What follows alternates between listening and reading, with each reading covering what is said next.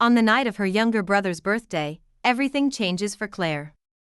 Amid laughter, cake, and clinking glasses, she overhears a throwaway comment from her sister-in-law. Let her cover it, she makes more. The room keeps spinning, but Claire's world narrows to that single sentence. What her family doesn't know, or doesn't care to ask, is that beneath her polished career and steady income lies a mountain of student debt, quiet sacrifices, and years of unacknowledged effort. This story is not just about money. It's about respect, roles within a family, the invisible burdens we carry, and what happens when the people we love assume too much and care too little. Through 5 emotionally intense chapters, Claire begins to unravel the dynamic she has silently sustained for years, questioning her place in a family that seems to value her more for her wallet than her worth. Each chapter dives deeper into the secrets, resentments, and quiet revelations that turn one birthday dinner into a reckoning. As Claire confronts the expectations placed on her, the story builds toward an act of quiet defiance, and a decision that might finally set her free. It was just cake. Just a store-bought sheet cake, the kind with too much icing and someone's name piped on in blue. My brother, Josh, turned 29 that day. We'd all gathered at my parents' house. My parents, Josh and his wife Kelly, and their 2 kids tearing through the living room like it was a theme park. I was tired, but I showed up. I always show up. I handed Josh a card with a check inside, a decent amount, more than I should have spared, if I'm being honest. But he lit up, slapped my back like we were frat brothers, and that made it worth it. At least for a moment. Dinner was pizza. Mom didn't want to cook. We all agreed on delivery. Someone asked, should we do 2 extra large or 3? From the kitchen, Kelly's voice rang out, casual, loud, like she wasn't saying anything that would lodge itself into my skull for the rest of the night. Let her cover it, she makes more. She didn't say my name, but all eyes flicked to me. No one corrected her. Not Josh. Not my dad. Not even my mom, who's usually so quick to smooth things over. I swallowed and gave a tight smile, reaching into my purse for my card. Because that's what I do. I don't make scenes.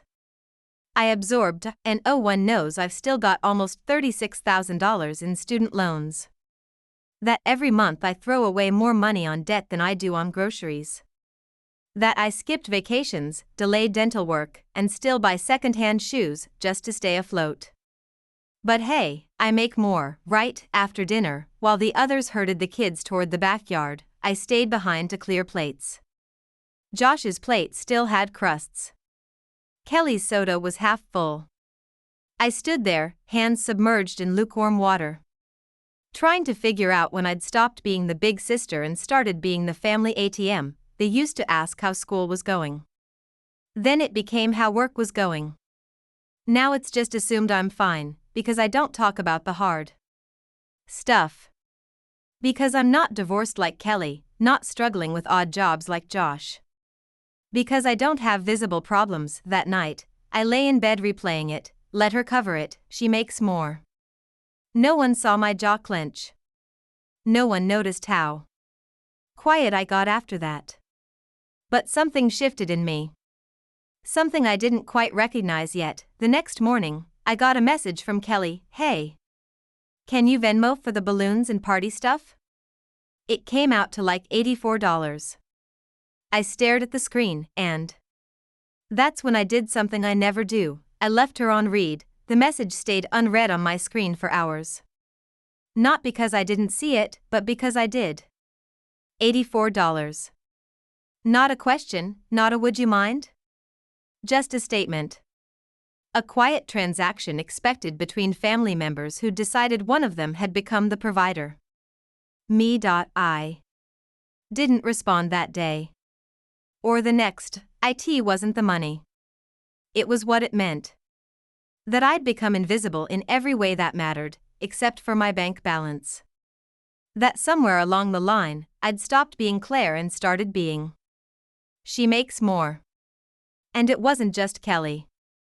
I started replaying conversations from the last year.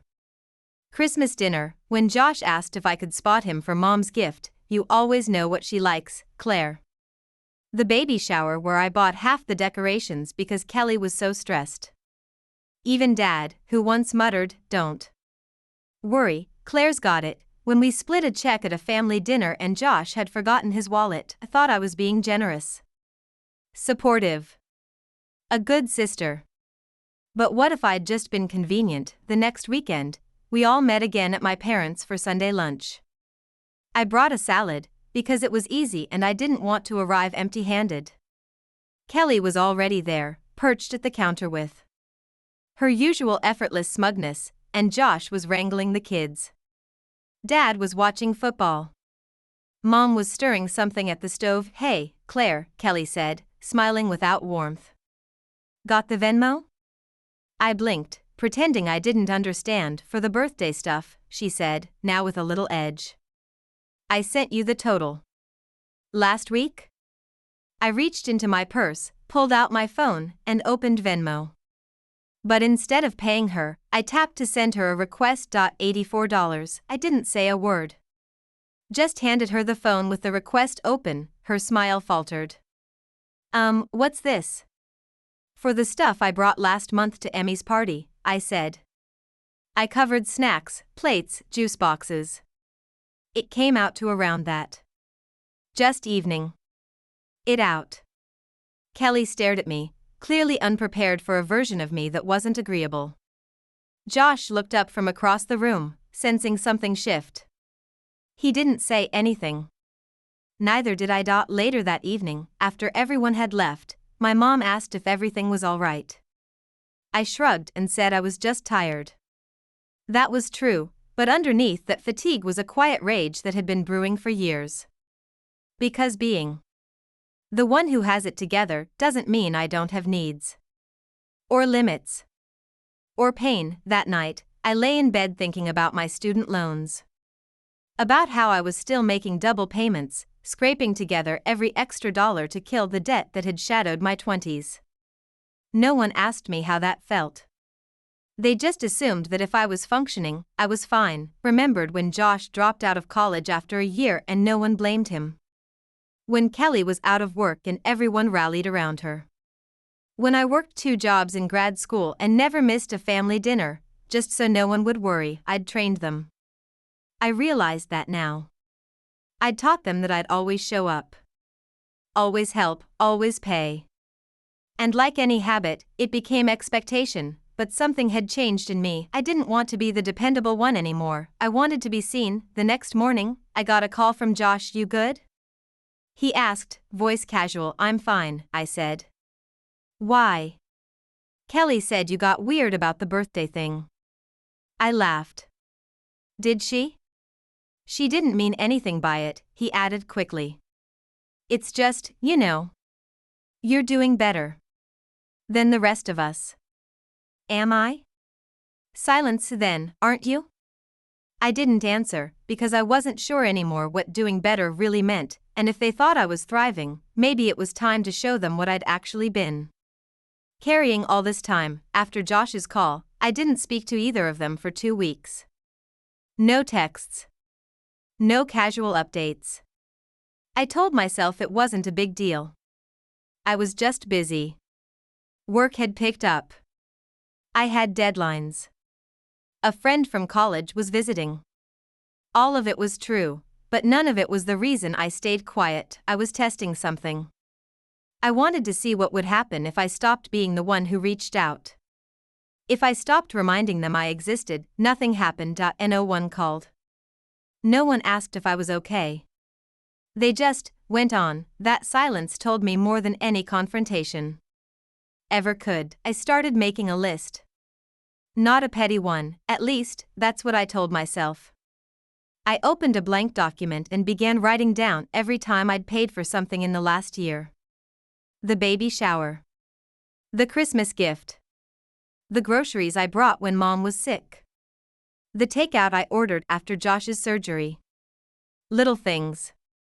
Forgotten things. Things no one else was keeping track of, but I was, because I needed to see it. I needed proof that I wasn't imagining this pattern. That I wasn't overreacting. That I wasn't just sensitive, as they'd all hinted before. The list kept growing. When I hit the $2,000 mark, I stopped. I didn't want to know how high it would go, and then I remembered something that hit harder than all the rest. 2 years ago, when I got the job I have now, I took everyone out to dinner. A fancy place, too, steakhouse, white tablecloths, a celebration. I paid for everyone without hesitation. Josh toasted me. Mom cried. Kelly even hugged me. I remember thinking, this is it. I've made it. They're proud of me, but that dinner cost me almost $400. At the time, I didn't blink. I felt proud too. Now I wonder if that was the moment everything shifted. Maybe that night was when I stopped being their sister and started being their silent sponsor. The next Sunday, Mom invited me to lunch again. I almost didn't go. But then I thought, no. I'll go. I'll smile. I'll watch. This time, I won't perform. I arrived with nothing. No salad, no wine, no dessert. Just me. Josh raised an eyebrow. No snacks today? I shrugged. Didn't have time. Kelly was already at the table, scrolling through her phone. She didn't look up. Lunch was fine. Boring, even. Roast chicken, potatoes, small talk. I noticed how everyone waited for me to take the lead on conversation, how my silences created awkward pauses they didn't know how to fill. When the meal ended, Mom said, "We're thinking of doing a little getaway next month. A cabin thing. Would be nice for all of us to go." Josh perked up. Yeah, that'd be awesome. The kids would love it. Kelly smiled. Oh, Claire. You should find a place.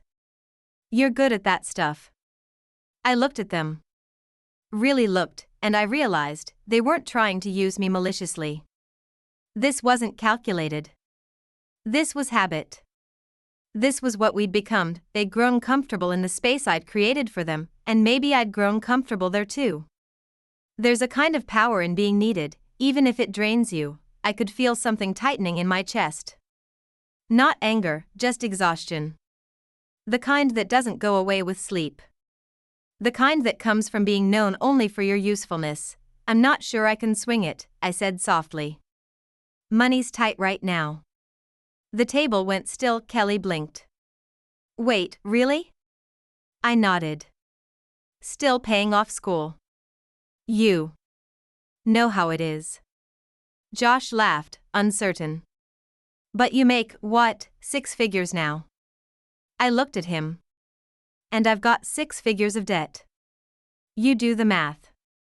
No one spoke. For once, they didn't know what to say, and I didn't fill the silence, let it hang there, because sometimes the only way people see the real weight you're carrying is when you finally stop holding it for them. After that lunch, no one brought up the cabin trip again. No follow-up group chat.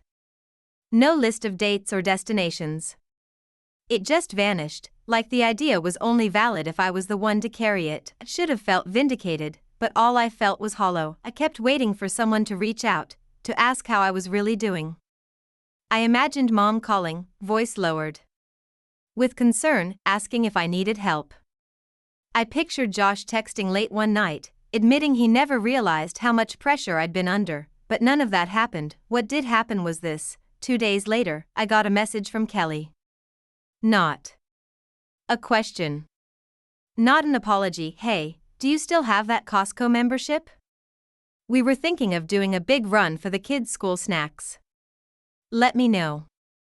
It was almost funny, even after hearing me say money was tight, they couldn't stop asking. Couldn't stop assuming. I didn't answer right away. I didn't know how. I stared at that message, and something inside me just gave up. I didn't want to be angry anymore. I didn't want to make another point, or send another message they'd pretend to understand. I didn't want to be the only one doing the emotional work. So I said nothing. I didn't respond for days, and during those days, I started imagining what it would look like to take a break, not from helping, not from supporting, but from performing. From being the version of myself they expected. The one who always said yes, I thought about skipping the next family dinner. Not out of spite. Just not going. Not showing up out of obligation. Not bending myself around their comfort. Then the guilt came, that familiar knot in my stomach, the one I've carried since childhood. The one that whispers, "You're the good one. The strong one. The one who holds everything together." But I was tired of being the glue, and what if, just once, I let things fall apart? That Friday, Mom called. I answered on the second ring, heart racing. "Claire, sweetie," she said, "I've been meaning to ask, are you okay?" My throat tightened. "I'm fine," I said, too quickly. She hesitated. "You seemed off at lunch." There it was. A crack. A moment. I could have told her everything right then. The debt. The resentment. The years of feeling like I was only valuable for what I could provide. But then she said, gently, "You know, Josh is going through a lot. And Kelly's got her hands full. You've always been the one we can count on." Always, the word echoed. "I know," I said. "That's kind of the problem." Silence. Then she said something I didn't expect. "I'm sorry if we've leaned too hard on you. It's just, you always make it look easy." I let out a breath I didn't realize I'd been holding. "It's not easy," I said. "It never was." I heard her swallow. "You should have said something." "Would it have changed anything?" She didn't answer, and that, more than anything, told me what I needed to know. That night, I finally replied to Kelly, "No, I don't think I'll be renewing the membership. Hope you find what you need." Short. Final. She read it. Never replied. For the first time in years, I didn't chase the silence. I let it be, because some debts aren't financial. Some debts are emotional, invisible, and growing every time we let people see our strength and mistake it for limitlessness. And I was done paying interest on a version of myself I never agreed to become. 3 weeks passed. No calls. No invites. Not even a forwarded meme from Josh, which used to be his way of staying loosely connected. Thought I'd feel relief, maybe even empowerment. And I did, sometimes. But mostly, what I felt was the weight of space. Not just physical space, but emotional space. The kind you don't realize you've been filling until you finally step out of it. People say that boundaries are about protecting your peace. But they never talk about the mourning that follows. Because when you stop overgiving, you also have to grieve the version of yourself who believed that giving was the only way to be loved. I didn't miss the demands, the casual requests, the quiet assumption that I'd always step up. But I missed the idea of family. The one I used to believe in. The one where support was mutual and care didn't come with strings. One night, I opened that document again, the list I'd made, tracking everything I'd paid for. I almost deleted it. But instead, I added something at the bottom: total amount paid, $2,000 plus total amount seen, $0, because that's what it really came down to. It was never about reimbursement. It was about recognition. A few days later, I ran into Josh at a grocery store. We stood in the same aisle for 30 seconds before he noticed me. His cart had snacks, cereal, diapers. He looked tired. I probably did too. "Hey," he said, like nothing had happened. "Hey. How've you been?" I smiled. "Good." "Quiet." He nodded. "Yeah. I figured." Another silence. Then, "Kelly says you've been distant." "I've been setting boundaries." He blinked. "Oh. That was it." No argument. No apology. No fight, and somehow, that hurt more than anything else could have, because he didn't even ask why. We parted ways with a half-hearted wave. I watched him walk away and realized something: I could love them and still not go back. Love isn't a debt. Support isn't a contract. And family isn't a lifetime subscription to self-erasure. A week later, I called my loan provider. I increased my payments again. It wasn't smart, financially. I should have held on to the extra cash. But I needed to do something that was just for me. Something no one would benefit from but me. For once, I didn't want to be generous, I wanted to be free. I didn't go to the next birthday. I sent a card with no money inside. Just a note, happy birthday. Hope it's a good one. I didn't hear back, but I also didn't regret it. Sometimes, the cost of being seen is losing the comfort of being needed. But in that loss, I found something else. Something rare. Something I'd never truly had in that house full of expectations. I found myself, and I realized I was never expensive, they just never knew my value. The end.